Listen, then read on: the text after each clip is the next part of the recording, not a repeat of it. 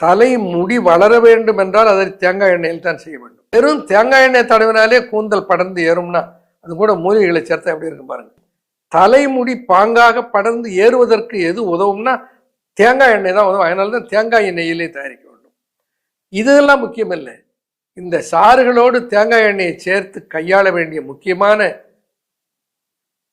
முறை என்னன்னு சொன்னா, இந்த தேங்காய் எண்ணெயிலே சேர்ந்து கலக்கப்பட்ட இந்த சாறு அதிகமான வெப்பத்துக்கு ஆளாகி கொதிக்காமல், இது 100 டிகிரி சென்டிகிரேடுக்கே போக விடாமல் 90 டிகிரியிலிருந்து 99 டிகிரிக்குள்ளே வெப்பத்தை பராமரித்து தெர்மோ ரெகுலேஷன், அதுக்கு நாங்கள் தெர்மோ ரெகுலேட்டர் வச்சிருக்கிறோம்.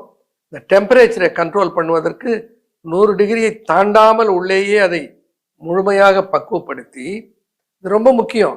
அது இல்லைன்னா இந்த எண்ணெய் கொதிச்சு 120 டிகிரி 140 டிகிரி கொதிச்சு விடுதுன்னா அந்த எண்ணெயில நான் போட்ட மூலிகையில இருந்த சத்துக்கள் எல்லாம் சிதைந்து போய்விடும், அழிந்து போய்விடும்.